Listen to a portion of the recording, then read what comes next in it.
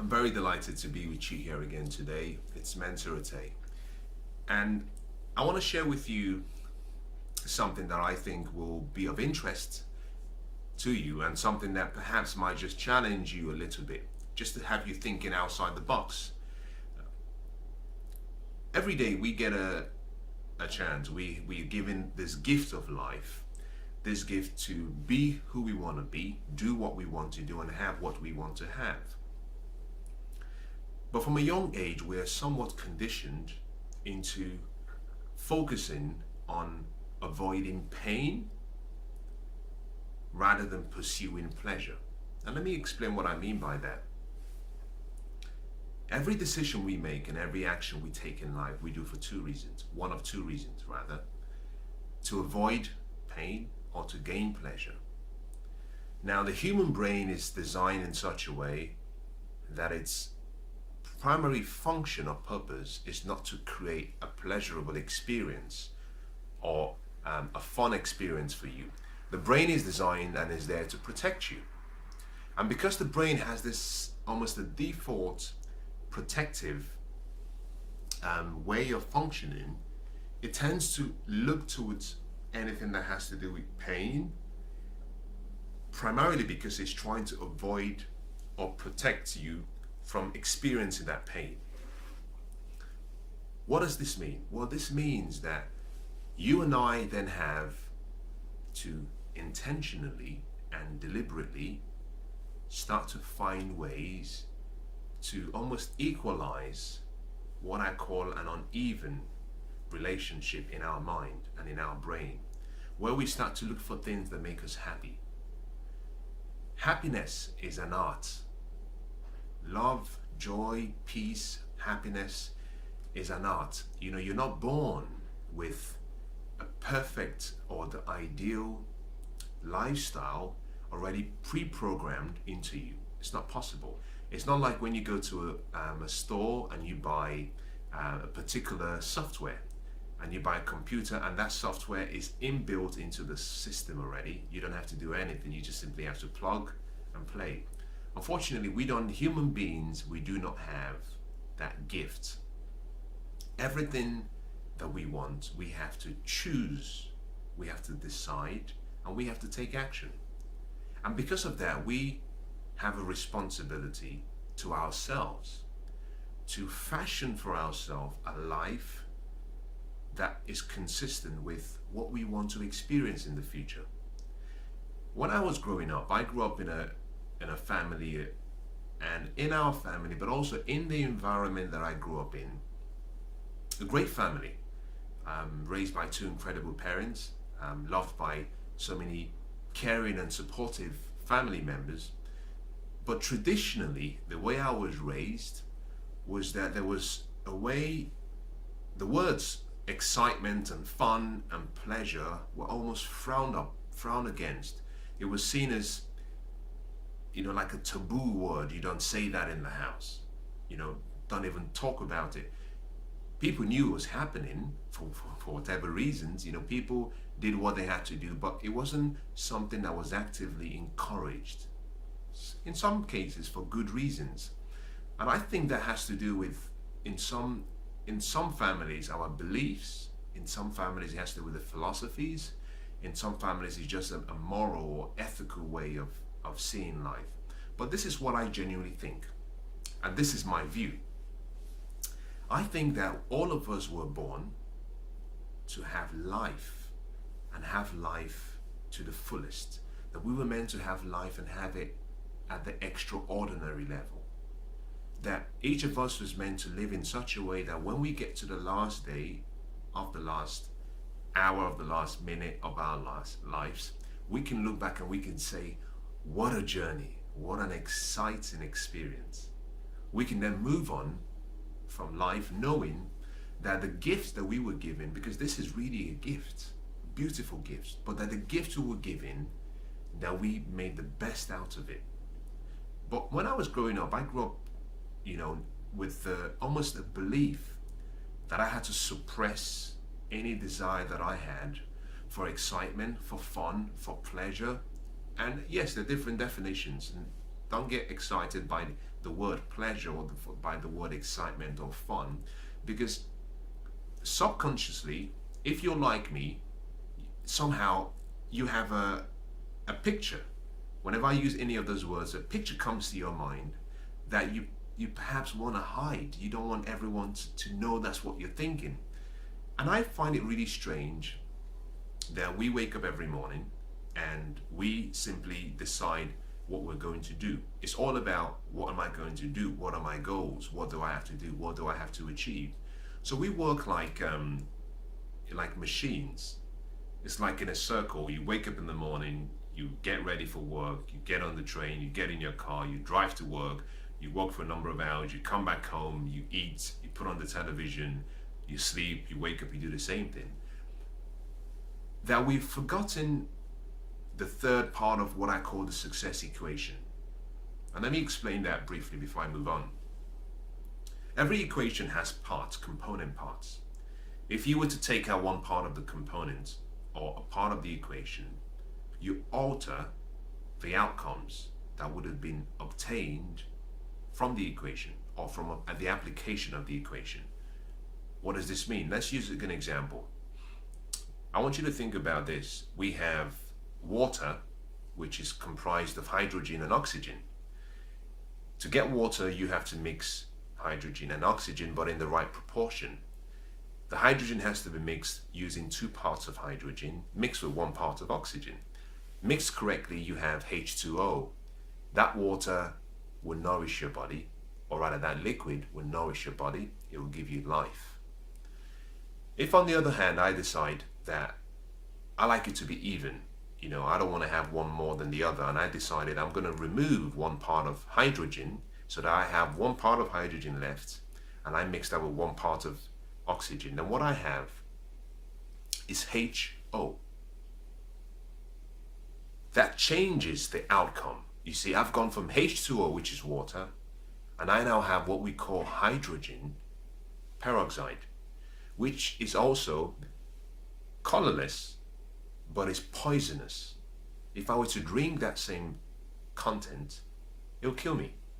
So by changing the equation slightly, the outcome changes. Let me give you a good example, another example. One of the gases we need in the world that is required is carbon dioxide. Carbon dioxide is needed. The plants need it. We only take in about 0.05%. It's a trace quantity, very small. But for us to survive, the plants need it. The plants, through photosynthesis, through the release, they absorb all the carbon, which, if they didn't do it, would affect our survival. But we still need carbon dioxide, very small quantity. If I were to take out 1 atom of carbon, or rather of oxygen, from the 2, and decided I was going to mix 1 atom of carbon with 1 atom of oxygen, what I have now is what we call carbon monoxide. Carbon dioxide, 1 atom of carbon, 2 atoms of oxygen gives you carbon dioxide, which we need generally to survive, whether through plants or through breathing. Carbon monoxide, on the other hand, is a colorless and an odorless gas, which is poisonous. If I inhale carbon monoxide in a small quantity over a short period of time, I could die. What is the point I'm trying to make with this? The point I'm making is this, that every equation has parts. Success is an equation. There are 3 parts of the success equation. The first has to do with productivity and achievement, which has to do with you achieving your dreams and goals. You working in a company where you get paid and you're being promoted and you feel that your objectives are being met in a timely fashion in accordance with your aspirations. That is achievement. Very easy. That part of success, or that component part of success, is what we call a science. And a science is simply something that is based on laws and principles. Why is this important? Well, it's important simply because A science is something that will guarantee a result. If you use the laws of life and you apply the principles the way they should be, you get the results. You don't have to, sit under a pyramid or sit on a pyramid, rub a few crystal balls and chant incantations. You don't need any of that. It's a science. It works if you work it. The second part of the equation is what we call the fulfillment side of life. Now, we define it as an art. Unlike a science, fulfillment or significance is an art form. Why is it different? It's different because we're all unique. And what will fulfill me will not fulfill you because you're unique. We have 7 billion people in the world today. Of the 7 billion, every single one is different. Every single one of us is unique. What fulfills me could be different from what fulfills you. And so we have to choose how we express our art form. Love, joy, happiness, peace, purpose. These are all arts of fulfillment. And how we express each is different. It's not a science. If you were to just do exactly what I did for me to be fulfilled, you might be frustrated because you might say, this doesn't fulfill me because my purpose is different. But that is an art. Now, the final part of the equation is lifestyle, which is how you live. It's possible to have all the achievements and all the productivity and the growth. It's possible to have some form of art, peace, joy, happiness in your life, but you lack the final components of the equation. The lifestyle has to do with how you live and choosing to live well. Now, it's an act. It's something that you do. But more importantly, it starts by being first a design, then it becomes a plan, then it becomes either an act or an activity which you develop into a habit, and then it becomes a lifestyle. Why have I spent so much time talking about this? I think it's important. Why? Because many of us are fulfilled, many of us are achieving our dreams and goals, but very few of us and very few people have really fashioned for themselves how to live a good life. And I don't think, and this is my view, and I'm not suggesting this is the only view, it is my belief that you cannot fashion for yourself an exceptional lifestyle without understanding how to create fun, how to create excitement, how to please and pleasure yourself, but also how to create all of those things for other people that you care and you love. That is my view. So in this session, I want to talk very quickly about the importance of intentionally starting your day with a plan. But this time around, not just a plan of what you're going to do, but a plan of how much fun you're going to have. And I say, why not? Why do you have to leave it to chance? Now, I used to be like that. I used to be one of those people who I used to leave all my fun to the weekends, to my holiday periods, and I would just say, well, I'll be spontaneous. And the more I studied life and the more I started to understand myself, the more I started to see that there were certain things that created the most excitement in my life. And then I started to incorporate those things into my day. So I wake up in the morning and I intentionally schedule what I will do that day for fun. Now, this is the key. If you have a job, or if you work in a job where you believe that that is your true life's purpose or your calling or your passion, you will find some level of excitement from working. I'm not referring to work now, because yes, what you might be doing may be a hobby. You might see it as a hobby because your passion is so strong. But I'm referring to you just allowing yourself to relax and do something different. Let me start by explaining that there is a difference between pleasure and excitement. Pleasure is what we do routinely, go out for drinks, maybe, sex, that creates pleasure. Excitement, on the other hand, comes from purposefully choosing activities where you get to use your skills or develop skills and watch yourself grow. There is something in each and every one of us that is, I believe this is an innate need. We have a need to grow. There is a need for us to grow. Like a seed has to be put in soil, and once it's in soil, it has to grow. It's a law of life. There's nothing you can do about it. You put a seed in good soil, and if it's good seed in good soil, it will grow. We are already in the natural environment that we were born to be in. Because each and every one of us is good seed, there is a need for us to grow. But understanding that pleasure, in some instances, not always, but in some instances, will not create excitement. Excitement has to be fashioned, it has to be selected. And what I want to do with you is share with you what I call my safe place. Or you might call it your safe place. And what does this mean? It's just a metaphor for something that you do that helps you, it reignites the passion in you, something that helps you to de-stress, it helps you to revive yourself, it helps you to stay calm. It has to do with anything that you do emotionally, mentally, physically, or spiritually to help you reactivate and renew yourself.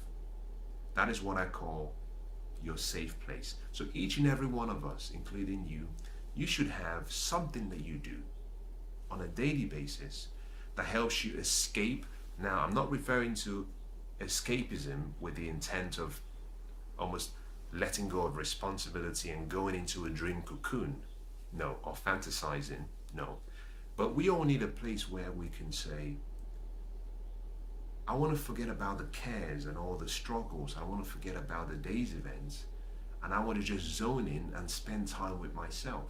Or I want to zone in and spend time with someone or do something for someone. But I want to do something where my brain, whether my right or my left brain, is not actively trying to solve a problem or trying to do something grand. This is where you just get to just forget about everything and just have fun. And there are various ways you can do this. There are so many hobbies. And I believe that hobbies provide almost a path to that life or that lifestyle. Everyone is different. And because we're talking about a lifestyle, it means maybe what I enjoy may be different from yours. But I will say this, and I want you to hold on to this.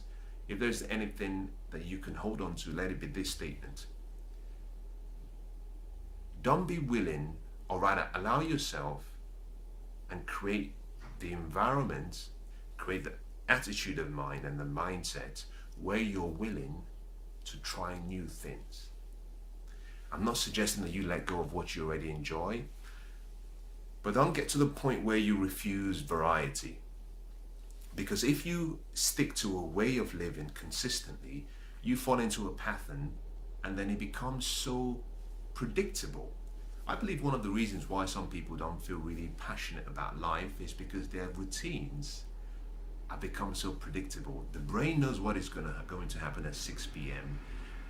The mind, the body knows when it's going to eat. It's become so routine. You wake up in the morning, you walk down the same street, you drive down the same path, the same routes, you go to the same office, you talk to the same people. There's no variety in your life.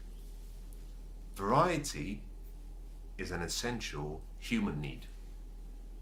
We all have the need for variety. We need something different.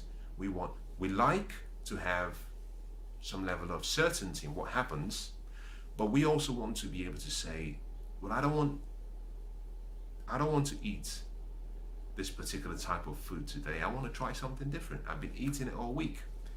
That is variety, surprise, uncertainty, whatever you choose to call it. But we all have an innate need, and that has to do with we try new things. I like to use an example, and I hope this example perhaps is something that you relate to. Let me use myself. I went through a couple of periods in my life where I started asking myself questions such as, are you happy? That question, are you happy, came because every time my father called me and we spoke, he would always ask me that question. And, after all of the exchange of greetings, he would take a pause and he would say, Mensah, are you happy? And for so many years, this is when I was much younger, my teenage days, it was easy to say yes, because what pleased and what excited me then was very different to what excites me now.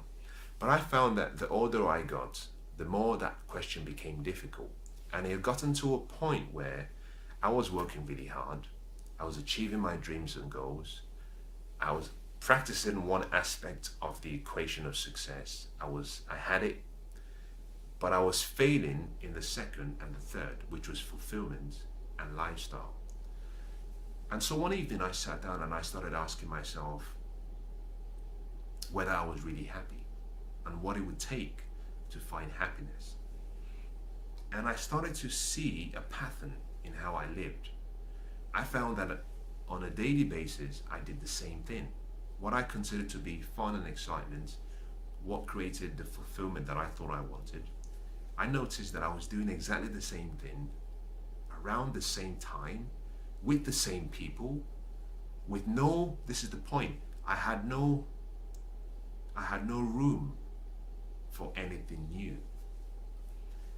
And this is why at the point back then, I was lacking something in my life. The reason I was lacking something is because we all have, and I believe this is perhaps one of the most important innate needs and gifts that we have. We've been given the gift of creativity. We have to create to be happy. We have to create to feel fulfilled. The creativity comes in three parts. It's the spiritual side. There is something, there's an inner part of us that has to create new. There's a physical side of us that has to create new, where we feel we're growing, we're trying different things. But also there is a combination of what I call a mental, emotional side that has to feel new. So even love, you want to be loved, you want a level of love consistently, but you want a variety in that love. Sometimes you might want flowers, sometimes you might want chocolate, sometimes you might want a really nice home cooked meal, sometimes you might just want to walk along the park and hold hands or go out for a takeaway. We want love expressed in different ways. If love is continuously expressed in one way with no room for change, we get bored. So I realized at that point in time in my life, I had a fixed routine, habits, I had a fixed ritual that I did, but I had no room for anything else. By changing slightly, just one day, what I did one day, I was amazed at how happy I became. Because now the creativity in me was now allowed to flourish. The part of me that wanted to grow was allowed to do what it wanted to do naturally. It felt like it was a natural part of me.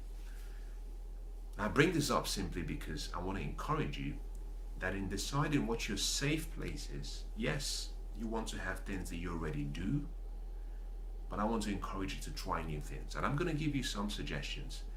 And let me apologize in advance because some of my suggestions are obviously, you might say, somewhat biased because I've tried them. I always make a promise that I will not recommend something to anyone that I haven't tried. But it may not be for you, just remember that. But give it a go. What have you got to lose? You've got time, you have energy, you have passion. Why not try new things? Why not try? But it's important that you identify what I call your escape hobbies. Now, this is how to fashion and create that lifestyle that you want. Make it a daily habit or daily goal that every day you will practice a different escape habit, or you would do something different for fun, for excitement, or for pleasure. And I would like to insist and encourage you to focus on excitement and less on pleasure. Like I said, pleasure has to do with what we do routinely, like go out for a drink, have a few beers, sex.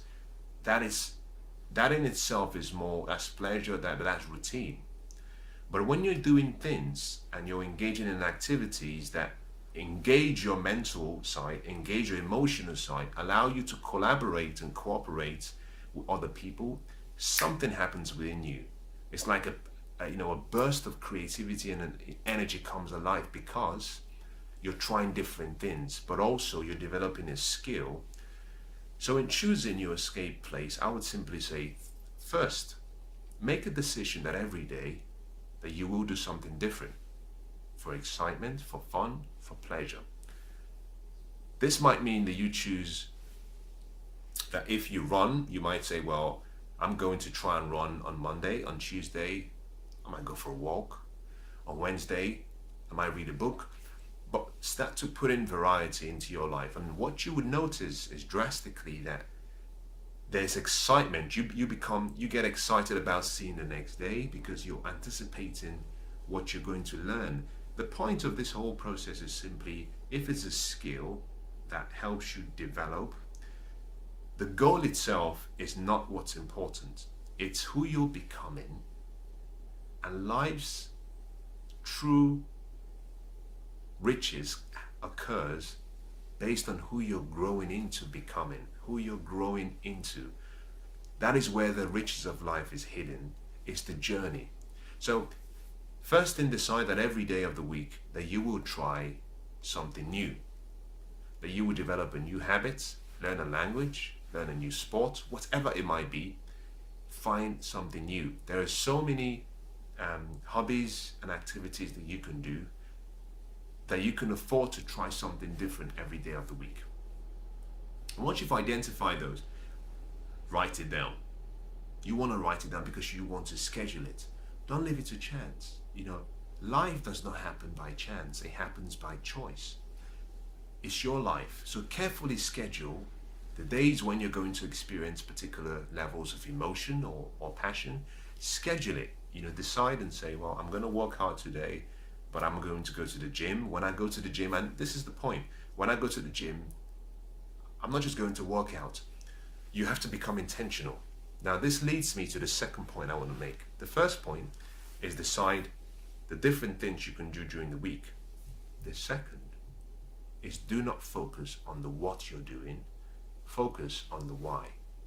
Because why is purpose. And purpose and meaning is what gives the activity the significance that it will have in your life. And let me explain that. If you focused on the why, it takes you away from thinking, what do I have to do? And it starts to focus on, what will I experience?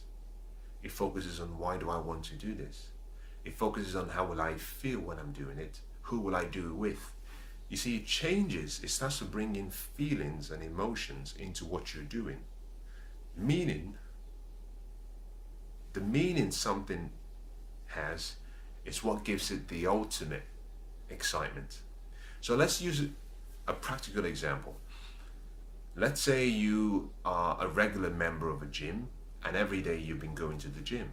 But rather than go to the gym with the mindset, well, I have to work out, it's a habit, it's a routine. Just by saying it's a habit, it's a routine, you almost nullify the power and the impact it can have on you emotionally. On the other hand, by saying, I have to be in the gym because that's where I get to sculpture my body, build the best physique I've ever had, create a really great relationship with people who I interact with. I get to pump some weights, allow my body to produce endorphins and some serotonin and dopamine and any of the other chemicals that help you feel good. You might also see it as an opportunity where you are saying, well, I get to meet new friends. I'm going for my social hangout. You can rename any experience in your life. The name you give something decides how you feel about it. Let me say that again. The name you give something decides how you feel. So rather than just simply say, I'm going for it to the gym, why don't you give it a really, really empowering, exciting name? You know, I'm going to the fun factory. I'm going to the place where we have the movers and the shakers. You know, I'm going to the gladiators den. Find a name, find something that just pumps and puts emotion. Emotion is the key. You need emotion. And then ask yourself a question. What am I trying to become? So rather than say, well, I just have to work out because it's good for my health. No, why don't you make it more real by saying, you know, I have to work out because in 20 years I would like to be the best looking lady in my age group. I want to be the best physique wise. I want to have the best physique in my class or in my company. Give it something. Let there be a meaning. Let there be a purpose. Let there be a reason why you do it, because the reason you choose will decide how you feel and how much energy you pump towards achieving it. So those are two things you must consider. The third thing you have to consider is, do I want to do it alone, or do I want to share the experience with other people? Very important. Study yourself. Study yourself. Socrates says, know thyself. You have to know yourself. I think self-knowledge is the beginning of knowledge, because you are the most important person in your world, in your life. So know yourself. Why is this important? If on a daily basis you spend between 8 hours and who knows, maybe 15 hours with people, maybe constantly supporting people, it could be that by the end of the day, you want some solitude. Now, if you force yourself to still be engaging with people, you might feel drained, you might feel overwhelmed after a period. So it could be that through your self-analysis that you come to the understanding and say, well, you know, I like to get into some really exciting, you know, habits and things I can do, but I've been with people all day. I want some peace. I want some time on my own. Now, you could choose, rather than go to the gym and go to a group class, you can decide, I'm going to go to the gym, but I'm going to swim. Because when you're swimming, you're on your own. You're just focusing on your breathing. You might also decide, I'm going to go for a run, because it's on your own. But don't simply choose an activity without associating a reason, because if the same activity starts to bring you either stress, you won't remain with that activity for too long. So remember this, always stop and ask yourself, who am I? Study yourself, know what you like, and then start adjusting and choosing activities that will support your vision. Now, as I try to conclude, let me leave you with a few things. And this, I want you to think about them in two parts. One, I like the guiding philosophies or the guiding principles of how to select a particular safe place or a hobby. I've mentioned in a few instances some of them, but let me just say 2 or 3 for you. The first has to do with who you become. Always focusing on who you are going to become by engaging in that activity. Why is this important? Well, it's very important simply because your time is your most important asset. So whatever you invest your time in, you want it to provide a good return. You want it to provide a good return. So whatever you choose to do, always focus on, I'm investing my time in this, and I need to make sure that my return on my time meets my expectations and meets my original purpose. Very important. Now, the second thing that you want to try and do is, as a guiding principle, is say to yourself, in addition to who I want to become, what experience, what level of excitement or pleasure do I want? So focus on the outcome. If the outcome that you're looking for is peace of mind, if the focus you're looking for is a rush of adrenaline, excitement, if the focus you're looking for is perhaps some form of self-confidence, self-assurance, self-esteem, there are various activities that can give you that. So always ask yourself, What emotion, what am I trying to feel from this process? And then tailor what you do to ensure that what you get by feeling meets your standards. Always. Number 3 is be flexible. Be open to trying new things. Don't shut yourself out. Yes, you may have tried it before and it didn't work. Give it a go. Try something different. A lot of people are bored on a daily basis because they do the same thing every day. I try to do something in my life, and I'll share this with you. Every day of the week, I do something different. Now, that doesn't make me a genius. That doesn't make me any better than you. But I went through a period and a phase where I knew something was wrong. So now I try to inject variety in my life, but I'm not doing something different every single day of the month. No, I have 6 or 7, well actually 7 core habits or core pleasurable habits that I engage in every day of the week. Because I do them every day of the week, if I start on a Monday, before I get to repeat that same exercise, it would take a few days, which means when I come back to doing it again, I'm excited to be back. I'm not bored. My mind doesn't know what will happen. Try and do the same thing. Find some hobbies that you can try, and I'll give you some as I conclude. But find activities that you can engage in that can help you achieve whatever feeling, but create excitement and passion in your life.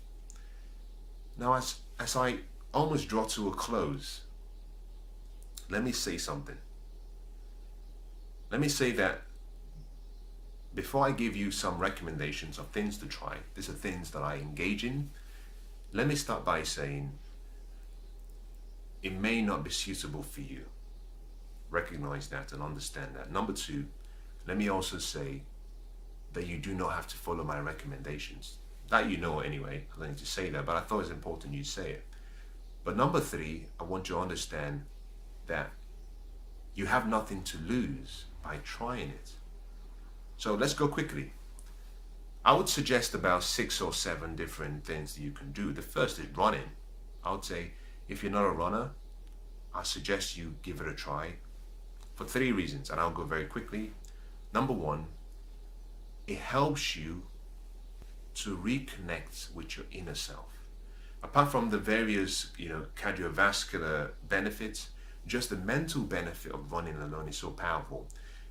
It's the one time when you can actually get your inner man speaking to you. It creates a pathway for you to communicate with your inner person, because sometimes when you run, you shut off everything and then you find that you're simply connected with yourself. On the other hand, when you run, sometimes it could be you're attracting so many ideas and answers to some of the problems you've been thinking about come rushing out. That's the first. The second, obviously, are the benefits in terms of health benefits, but also running produces endorphins, which is one of the happy drugs or chemicals that you need. By running, you engage yourself in physical activity that helps you your body starts to secrete endorphins. Very important. The final reason I like running is you can run alone, you can run with a group, you can run with your dog, you can run with a team, but also you can run anywhere in the world. So if you travel, you just need your running shoes. You can go find someone and you can run with. But if you join a running club, that's even much better, because you start to form a bond and an association with like-minded people. People who are loving and caring, nurturing, and have the same goals as you. The second has to do with swimming. If you can swim, swimming enables you to connect with your breath. It's quite therapeutic because it helps you reconnect with your breath and your breathing, and it helps you connect with your inner man, because whilst you're in water, you close the door on the world. You almost shut down and just focus on the world. So swimming is important. I won't go into detail about swimming, but like I said, whatever activity you choose, let it have purpose. Let it have a meaning. The third item has to do with yoga. Yes, a lot of people do yoga. Yes, a lot of people don't. If you haven't tried it, or if you have tried it but you're not doing it consistently, let me recommend that you spend some time and study the art, so that it has more of a meaning to you. But I found that yoga is quite useful and interesting in creating that environment where you can express your art form yourself. The fourth is reading. Powerful, powerful, powerful. Perhaps one of the most important. Reading is vital, because when you read, you allow yourself to walk into the world of the author through his written or spoken word. You go into his world, and depending on the type of book, you can find yourself in a very good place.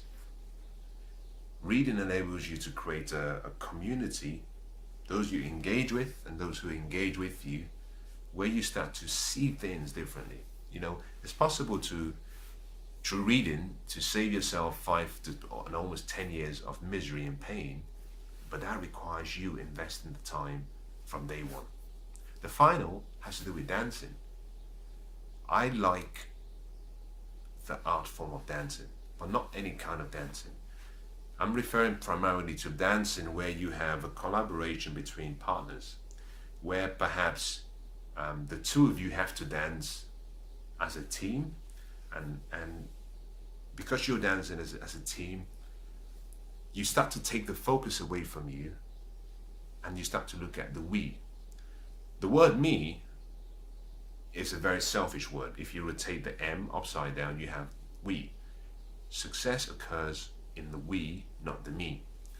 By looking into your life and trying to identify who you are and where you are, and making a decision that based on who you are and where you are, that you want to allow yourself to be in an environment that is not only fun and exciting, but in an environment where you can dance like no one is watching, or like everyone is watching.